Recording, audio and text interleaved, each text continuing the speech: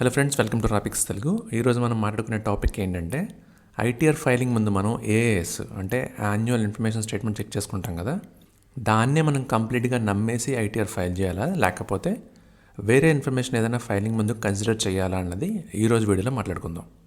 So టాపిక్లోకి వస్తే last ఇయర్లా కాదు, ఇప్పుడు ఏఎస్లో మనం ఆ రెస్పెక్టివ్ ఫైనాన్షియల్ ఇయర్లో చేసిన ట్రాన్సాక్షన్స్ తాలూకా మ్యాక్సిమం ఇన్ఫర్మేషన్ అంతా డిస్ప్లే అయిపోతుంది. ఈ ఏఎస్ని ఎలా యాక్సెస్ చేయాలో తెలుసు కదండి. incometax.gov.in అనే వెబ్సైట్కి వచ్చేసి ఇక్కడ మీకు లాగిన్ బటన్ కనిపిస్తుంది కదా, ఇక్కడ మీ లాగిన్ డీటెయిల్స్తోని ఇన్కమ్ ట్యాక్స్ పోర్టల్లో లాగిన్ అయిపోయిన తర్వాత ఇక్కడ మీకు ఏఎస్ ట్యాబ్ కనిపిస్తుంది. ఈ ఏఎస్ ట్యాబ్పై క్లిక్ చేస్తే ఇలా కన్ఫర్మేషన్ అడుగుతుంది, ప్రొసీడ్పై క్లిక్ చేసేయండి. అలా క్లిక్ చేయగానే మీకు నెక్స్ట్ ట్యాబ్లో కంప్లైంట్స్ పోర్టల్ ఓపెన్ అవుతుంది. ఇక్కడ మీరు ఏఎస్ ట్యాబ్పై క్లిక్ చేస్తే ఇలా టీఐఎస్ ఏఎస్ రెండు కూడా డిస్ప్లే అవుతాయి. ఇక్కడ మీరు మీకు కావాల్సిన ఫైనాన్షియల్ ఇయర్ని సెలెక్ట్ చేసుకోవచ్చు డ్రాప్ డౌన్లో.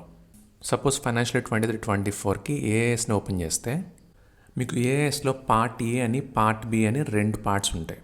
పార్ట్ ఏలో మీకు సంబంధించిన జనరల్ ఇన్ఫర్మేషన్ అంతా ఉంటుంది, అంటే మీ PAN, Aadhaar number, address, name, date of birth ఇలాంటి డీటెయిల్స్ అన్నీ ఉంటాయి.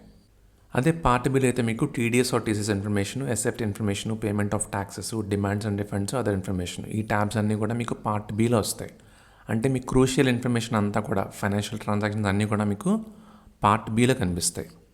సింపుల్గా చెప్పుకోవాలనుకుంటే మీకు ఏ ఇన్కమ్ ఏదైనా టీడీఎస్ కానీ టీసీఎస్ కానీ కట్ అయితే ఆ ట్రాన్సాక్షన్స్ కనిపిస్తాయి. అలానే మీకు డివిడెండ్ ఇన్కమ్ ఏదైనా వచ్చి ఉంటే ఆ transactions, stock market, mutual fund transactions, ఇలా ఇది ఏదని లేదు, అన్ని ట్రాన్సాక్షన్స్ కూడా మ్యాక్సిమం ఈ ఫైనాన్షియల్ ఇయర్ నుంచి మీకు డిస్ప్లే అయిపోతాయి. ఇప్పుడు అసలు పాయింట్లోకి వచ్చేద్దాం. ఇక్కడ ఏంటంటే మీకు ఏఎస్లో అన్ని ఇన్కమ్స్ మ్యాక్సిమం కనబడిపోతాయి, రిఫ్లెక్ట్ అయిపోతాయి. ఒకవేళ ఏదైనా ఇన్కమ్ మీకు ఏఎస్లో కనబడకపోతే దాన్ని ఇగ్నోర్ చేయకుండా ఆ ఇన్కమ్ని కూడా కన్సిడర్ చేస్తూ ఐటీఆర్ ఫైల్ చేసుకోండి. అంతేగాని ఏఎస్లో కనిపించలేదు కాబట్టి నేను ఐటీఆర్ ఫైలింగ్లో కన్సిడర్ చేయను అని అనుకోవద్దు. ఎలా తెలుస్తుంది సార్ మనకి ఏ ఇన్కమ్స్ ఉన్నాయని మీరు అనుకోవచ్చు. సింపుల్ ఎగ్జాంపుల్ చెప్తాను, దీన్ని బట్టి మీరు అర్థం చేసుకోండి. ఎగ్జాంపుల్కి మీకున్న ఒక హౌస్ని ఒక ఎంప్లాయీకి అద్దెకి ఇచ్చారనుకుందాం, అంటే రెంట్కి ఇచ్చారు. దాని నుంచి మీకు మంత్కి రెంట్ 10,000 వస్తుంది అనుకోండి. సో ఇయర్లీ ఎంత అవుతుంది? 1,20,000. మీ హౌస్లో అద్దెకుంటున్న వ్యక్తి ఎంప్లాయీ కాబట్టి హెచ్ఆర్ ఎగ్జంప్షన్ కానీ లేకపోతే 80GG డిడక్షన్ కానీ క్లెయిమ్ చేయడానికి ఏం చేస్తారు, ఆయన మీ పాన్ డీటెయిల్స్ని ఫర్నిష్ చేస్తారు ఎంప్లాయర్కి. ఎందుకంటే ఇయర్లీ రెంటల్ ఎక్స్పెండిచర్ 1 lakh లోపు ఉంటే ఎంప్లాయీ పాన్ ఫర్నిష్ చేయాల్సిన అవసరం లేదు. బట్ ఎప్పుడైతే 1 lakh దాటి ఉంటుందో రెంటల్ ఎక్స్పెండిచర్ డెఫినెట్గా ఓనర్ తాలూకా ప్యాన్ని ఎంప్లాయర్కి ఫర్నిష్ చేయాలి.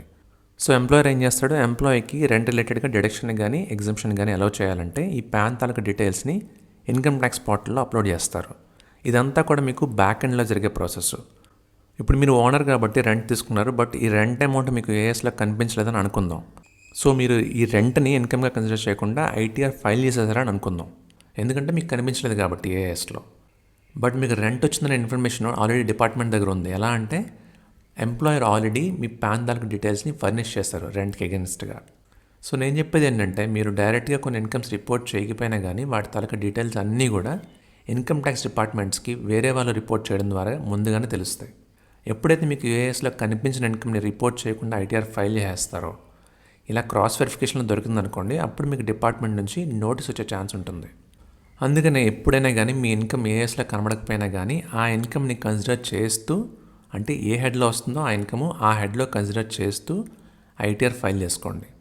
సో అలా మీ మొత్తం ఇన్కమ్ డిస్క్లోజ్ చేశారనుకోండి, ఇన్కమ్ ట్యాక్స్ డిపార్ట్మెంట్ నుంచి మళ్ళీ నోటీస్ వస్తుందో లేదా వేరే కమ్యూనికేషన్ ఏదైనా వస్తుందని భయపడాల్సిన అవసరం లేదు. అలానే డిపార్ట్మెంట్ నుంచి కూడా మీరు మొత్తం ఇన్కమ్ డిస్క్లోజ్ చేసేస్తారు కాబట్టి ఫ్యూచర్లో ఎటువంటి ప్రాబ్లం వచ్చే ఛాన్స్ ఉండదు. సో ఈ రీజన్స్ వల్ల మీకు ఒకవేళ ఏఎస్లో మీ ఇన్కమ్ కనిపించకపోయినా కానీ దాన్ని కన్సిడర్ చేస్తూ ఇన్కమ్ ట్యాక్స్ రిటర్న్ ఫైల్ చేసుకోండి. సో ఇదండి ఈరోజు టాపిక్. వీడియో నచ్చిందని అనుకుంటున్నాను. నచ్చితే లైక్ చేయండి. మీ ఫ్రెండ్స్ అండ్ ఫ్యామిలీ ఎవరికైనా హెల్ప్ అవుతుంది అనిపిస్తే తప్పకుండా షేర్ చేయండి. మళ్ళీ నెక్స్ట్ వీక్ ఇంకొక ఇంట్రెస్టింగ్ టాపిక్తో మళ్ళీ కలుద్దాం. Thank you for watching.